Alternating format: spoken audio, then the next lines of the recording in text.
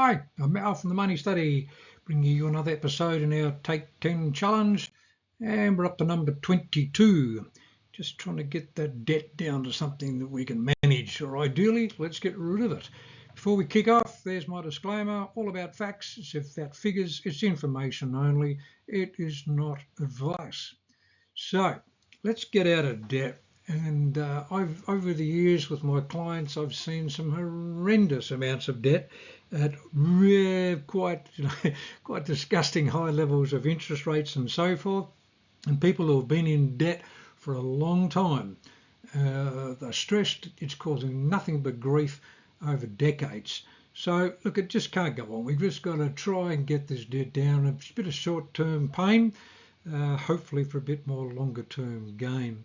But the first idea is just don't bury it in the sand. We've got to come to terms with the fact that we've got this debt, it's causing us problems, and it's restricting our lifestyle. So the first step is to get a clear picture of actually what do you owe. Make a list of it all. Gosh, that could be scary. But how much is each debt? What is it? Who do we owe it to? What we have to pay as a bare minimum on a monthly repayment, if there is a minimum, or is it just a case we've got to pay this thing back? It could be for family or so forth. And just because they're family doesn't mean we ignore them, that's for sure. Write down when the payment is due, so we've got a bit of an idea of what we owe, when we owe, and when this thing ideally is we're going to get rid of it all. But include in it, so it's not just your credit cards, it's also any buy now, pay later, any car loans, any unpaid bills, fines, anything else that the tax department is chasing you, or anything that quite frankly, even if it's it's a big bill coming up and you haven't put any money aside for it, yep, that's a debt, because how in the dickens are you going to pay for it if you haven't put the money aside? So we add it all up to see how much we owe in total.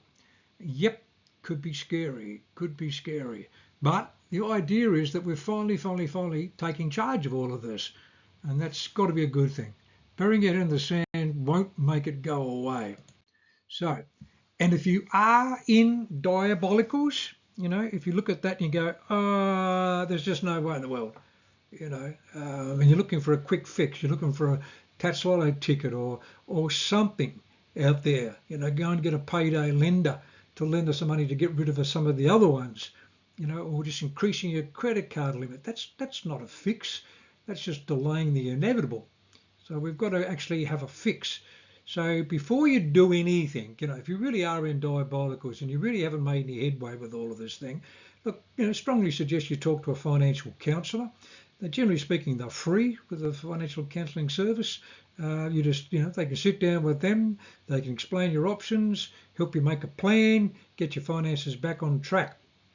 So it's a case of really sort of honing in and don't be afraid to get some help. Don't be afraid to get some help. We've got young Caitlin working with the Money Study, and she's basically helps people do budgets and setting their goals and so forth. So you can actually book her through our website if you're interested in doing that. She's an accountant specialising in people goals and so forth, and generally speaking, getting their debts sorted out or starting their first savings regime.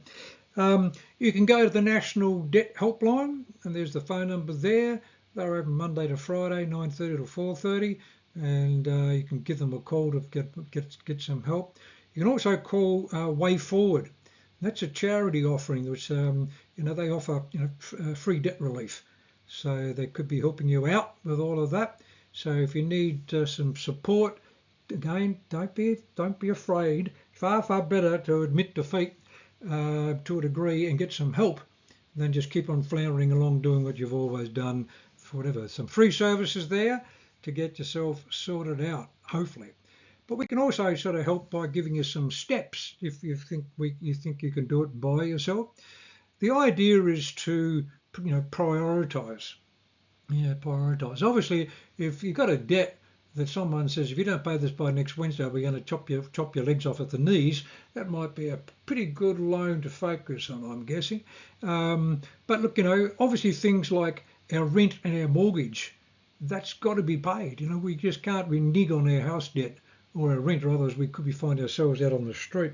council rates, body corporate fees, electric, gas, water, phone, car repayments, all the things that are, pretty essential for getting through the week. Those are the things that we need to prioritise.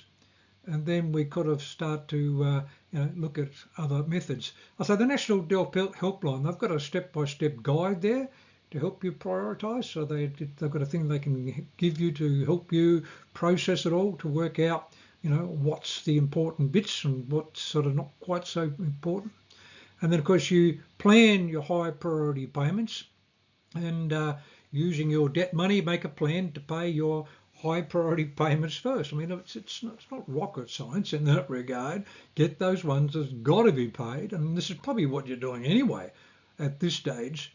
It's just a case we've got to find some way, some method of reducing our expenses or increasing our income to find some spare money to eradicate this debt, and don't keep on building the debt. If you're continually building debt and it's getting bigger and bigger and bigger, it has to stop. There's no easy way, of just keep on keeping on. Governments can do it for some obscure reason. They just seem to be able to print money. We can't do that. Okay, we can't do that. And of course, if you are struggling with a particular bill, call the provider. They would much rather you have them contact them to work out something that they can do, either an extension or a pay in instalments, or change the instalments or whatever it may be, rather than you just, burying it in the sand and just ignoring the bill and ignoring, all the reminders and so forth. Set up a thing on your phone, write it on the calendar so you can see what's going on. And it's not meant to scare you, but it is certainly meant to bring you to attention, to say, yep, I've got a line in the sand here. I've got to get this done by that date. And the more pressure, we don't want pressure to blow us up, but the pressure should be to focus, get us focused to work out what are we indeed going to do. Now, there are two pretty well accepted methods in paying down debt. The first one's called the snowball method, and it's probably the most motivating in the fact that you can possibly see progress quicker with this one. And basically what it boils down to is you get rid of the smallest debt first. So you get rid of the smallest debt. You might have a debt of $500. So you focus on the $500 one first. You still got to make your minimum repayments, obviously, on your other debts, but we're trying to get rid of at least one of the debts. By getting rid of the smallest debt, then it basically means we've now freed up some money. And we did it pretty quickly because it was a small debt. But the amount of money that we freed up by getting rid of that small debt, we can now use that to apply to the next smallest debt. And because we've got a bit of extra money, we hopefully can pay off this next smallest debt even a bit faster. And of course we get that next one out of the way, so now we've got more money because we don't have to pay those two debts, and we use that extra money to pay off debt number 3, and so on and so on and so on. So we're paying the smallest debt first and just using the extra money to then apply to the other one. And we just keep on repeating, and we keep on repeating. Now, as I say, hopefully, because you can get rid of 1, 2, 3 little debts, and you go, whew, instead of having 15 debts, now I've only got 12, now I've only got 8, now I've only got 6. You just basically think, yep, I'm making progress. So the snowball method in that regard can be, at least you get you sort of up and running, because we can actually knock off a couple of the little debts at first. So rather than just making them minimum repayments on everything bar the smallest one, where we hopefully can find just a few extra dollars to get rid of that small one as quick as we possibly can. However, from a pure financial point of view, the avalanche method has got some extra bonus, I suppose. It's not as motivating, but the idea is that we rank our debts now in interest rate. Which ones are costing us the most amount of money? So is it our buy now, pay later bill, or our payday lender, or our credit card? The ones that are looking at double-digit, interest rates.